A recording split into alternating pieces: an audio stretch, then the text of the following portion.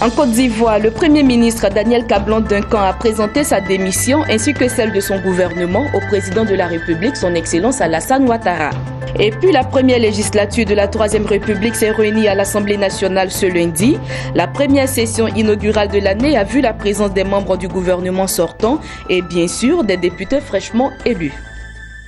Mesdames et messieurs, bonsoir et merci de regarder le journal de Business 24 Africa. Le lundi 9 janvier, le Premier ministre Daniel Kablan-Duncan a présenté sa démission ainsi que celle de son gouvernement au président de la République, son Excellence Alassane Ouattara. Prenant acte de cette démission, le président de la République a procédé à la signature d'un décret mettant fin aux fonctions du Premier ministre ainsi que celles des membres du gouvernement. C'est un reportage de Jean-Charles Sibaï, commenté par Marie-Josée Kwasi. La rencontre en tête aura duré 30 minutes. Ce lundi, le Premier ministre Daniel Kablan-Duncan a remis sa démission et celle de son gouvernement au président de la République de Côte d'Ivoire, Alassane Ouattara. Après le huis clos de l'audience, vient le temps de la séparation. Séparation apparemment difficile avec un zeste d'émotion.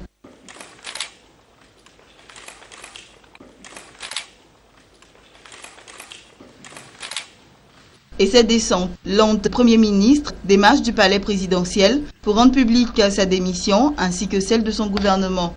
Le 31 décembre 2016, le président de la République a fait une importante déclaration, un important message à la nation, dans lequel il a fait le bilan de l'action gouvernementale sous sa haute égide, d'une part, et il a indiqué sa ferme volonté de mettre en place les nouvelles institutions de la République, la Troisième République.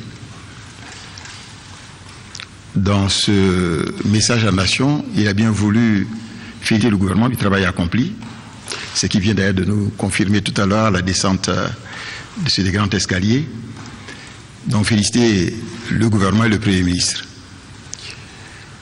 Je voudrais dire que c'est fort de toutes ces considérations que j'ai remis la démission du Premier ministre et celle du gouvernement, formée donc le 12 janvier 2016, conformément donc à l'article 83 de la Constitution, la nouvelle Constitution. Je voudrais profiter de cette occasion pour exprimer ma profonde et infinie gratitude au président de la République, son Excellence M. Alassane Ouattara, de cette confiance qu'il a bien voulu nous accorder depuis notre nomination le 21 novembre 2012. En attendant la nomination d'un nouveau Premier ministre et de la mise en place d'un nouveau gouvernement, le Premier ministre sortant et les membres du gouvernement sortant sont chargés d'expédier les affaires courantes, signe un communiqué de la présidence de la République. Notons que le président de la République, Alassane Ouattara, a par ailleurs signé 2 autres décrets. L'un mettant fin aux fonctions des ministres d'État et des ministres à la présidence de la République et l'autre mettant fin aux fonctions des conseillers spéciaux à la présidence de la République. Après la démission du Premier ministre Daniel Kablan-Duncan et son gouvernement, notre équipe de reportage a recueilli quelques propos de la population ivoirienne. Une population satisfaite en majorité pour le travail abattu par le Premier ministre sortant et son équipe, même si certains regrettent de ne pas avoir vu leur travail impacté sur le niveau de vie des plus vulnérables. Suivant. C'est une très bonne chose. Là, on rentre dans la Troisième République. Je pense que c'est une très bonne chose qu'il dépose sa démission pour que le gouvernement, enfin le président, puisse renommer notre Premier ministre pour continuer le travail. Bon, M. Duncan, il a fait un très gros travail depuis 3 ans. Et c'est quelqu'un qui n'a pas de parti pris, qui a travaillé pour la Côte d'Ivoire et c'est une bonne chose. Et je pense que, bon, a priori, il est parti pour être le vice-président et je pense qu'il fait l'unanimité. Il faut reconnaître que le Premier ministre Duncan est un grand bosseur. J'aurais souhaité qu'on ait toujours, la Côte d'Ivoire ait toujours un Premier ministre comme sa trempe. En si peu de temps, il a mis la Côte d'Ivoire sur les rails. Ça, il faut le reconnaître. Bon, l'homme n'est pas toujours parfait, mais il a fait un excellent travail. Ça dépend de chaque milieu. Nous, par exemple, dans le milieu des affaires, le travail de Duncan n'a aucun impact sur nous. Chaque jour que Dieu fait, nous sommes dans des difficultés. Donc pour nous, le bilan n'existe même pas. On a quand même vu l'amélioration du climat des affaires, on a vu la sécurité revenir, certains projets lancés, des inaugurations par-ci, par-là. Et pour vous, ce n'est pas positif? Non. Quand vous dites la sécurité relevée, c'est où? Je ne sais pas à quel niveau vous parlez de sécurité. On a vu les inaugurations. On peut inaugurer des entités qui n'ont pas d'impact sur ma vie et sur la vie de beaucoup de personnes. D'abord, je lui dis félicitations pour tout ce qu'il a fait et que vraiment, durant toutes ces années qu'on a été avec lui, ça a été seulement une satisfaction de ma part en tout cas. Aujourd'hui, la Côte d'Ivoire, toute la Côte d'Ivoire est en chantier. C'est ce qu'on n'a presque pas vu depuis un très bon moment. La Côte d'Ivoire est en chantier. Bon, les salaires ont été débloqués. C'est vrai que de part et d'autre, les gens grognent. Mais il faut reconnaître qu'un travail colossal a été fait. Donc tout cela, nous le mettons à l'actif du président de la République et en collaboration avec son Premier ministre et son gouvernement. Donc si le Premier ministre rend démission, bon, moi je pense que c'est tout juste dans l'ordre des choses. Il va rendre démission pour permettre au président de la République de refaire son gouvernement. Moi, je pense que c'est ça. Sinon, sur le plan de travail, il a bien fait, il a bien travaillé. En tant que fonctionnaire, le constat que je dois faire, c'est qu'en tant que fonctionnaire et syndicaliste, si mes revendications ne sont pas satisfaites, il n'y a même pas un début de solution, je pense qu'il travaille bien. Voilà, au moins. Ça, c'est le minimum quand même. Nous posons, depuis 2010, nous sommes en train de courir derrière les arriérés. On n'a pas une lueur d'espoir sur les arriérés. Le stock d'arriérés, on n'a aucune lieu d'espoir, ça sera payé telle année, ça sera payé, on dit cette année, en 2017. On ne voit rien. Voilà, à mon niveau sur cette question-là, je dis que je ne vois pas quelque chose. Je pense que c'est quelqu'un qui mérite beaucoup de félicitations parce que j'ai apprécié son travail. Tout le long de son mandat, il a vraiment fait de la promotion pour la Côte d'Ivoire. Il a effectivement mis en place des éléments pour pouvoir permettre au pays d'évoluer dans tous les secteurs. Ces propos ont été recueillis par Soro Tchelina. C'était un moment historique. La première législature de la Troisième République s'est réunie à l'Assemblée nationale ce lundi. La première session inaugurale de l'année a vu la présence des membres du gouvernement sortant et bien sûr des députés fraîchement élus. Notre équipe de reportage était sur le terrain. Suivons son compte rendu. L'Assemblée nationale de Côte d'Ivoire a un nouveau président depuis ce lundi 9 janvier 2017. Soro Kibafori Guillaume a été réélu sans surprise avec 230 voix contre 12 pour son adversaire Méambli Évariste. Cette élection du président de la première législature de la Troisième République a également été marquée par 10 bulletins nuls, traduisant l'abstention de certains députés. Pour cette deuxième mandature, Guillaume Soro, député de Ferkessé-Dougou, entend œuvrer au rassemblement des filles et fils de la Côte d'Ivoire pour ensemble bâtir le pays.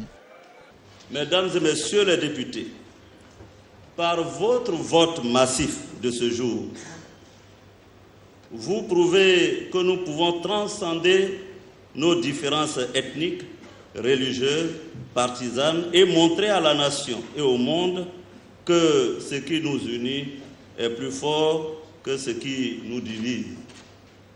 Honorables députés, fort de votre soutien, je vais m'atteler avec vous à donner corps à une institution parlementaire en phase avec son temps.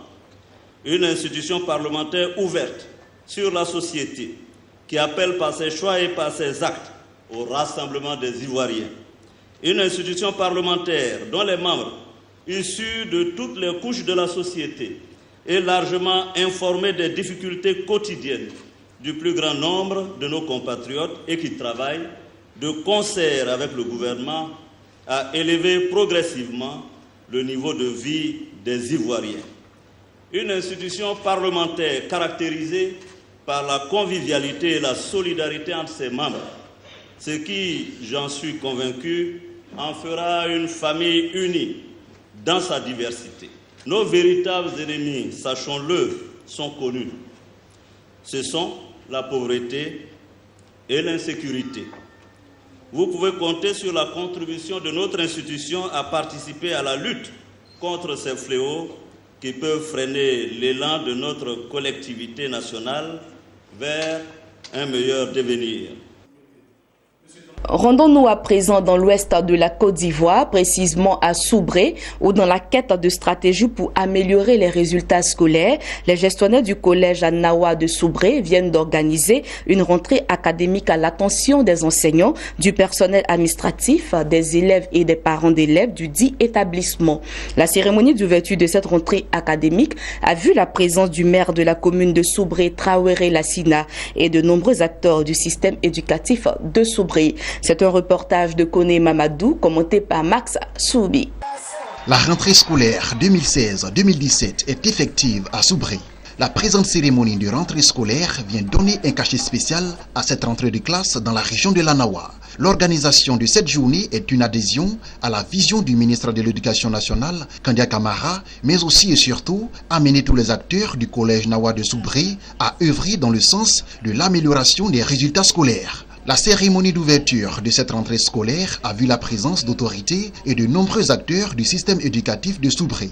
Présent à cette cérémonie, le maire de Soubré, Traoré Lassina, s'est réjoui de l'initiative de la direction d'organiser cette journée académique qui va permettre à l'ensemble des acteurs et partenaires du collège de parler d'une seule voix et de regarder dans la même direction pour conduire l'ensemble du collège vers des résultats meilleurs. Je voudrais saluer toutes les autorités qui ont sacrifié de leur temps pour venir rehausser de leur présence effective cette rentrée académique. Elles démontrent ainsi leur intérêt et leur attachement à l'école ivoirienne, véritable sanctuaire de la formation de nos enfants. Le conseil municipal que j'ai l'honneur de diriger s'inscrit dans la même veine en faisant de l'école une de nos priorités. Le représentant du directeur régional de l'éducation nationale, Bada Hervé, a pour sa part salué la volonté des gestionnaires du collège Nawa de faire sienne les recommandations du ministère en s'engageant dans la quête de l'excellence à travers cette journée académique. Une activité que Madame la ministre Kandia Kamisoko Kamara a intégrée dans le fonctionnement du système scolaire ivoirien. C'est seulement en mars dernier que nous avons reçu des courriels, des circulaires pour l'instauration dans nos matrices d'action, une activité qu'elle a dénommée d'abord cérémonie de rentrée académique. J'ai envie de dire de rentrée solennelle, nous sommes au secondaire.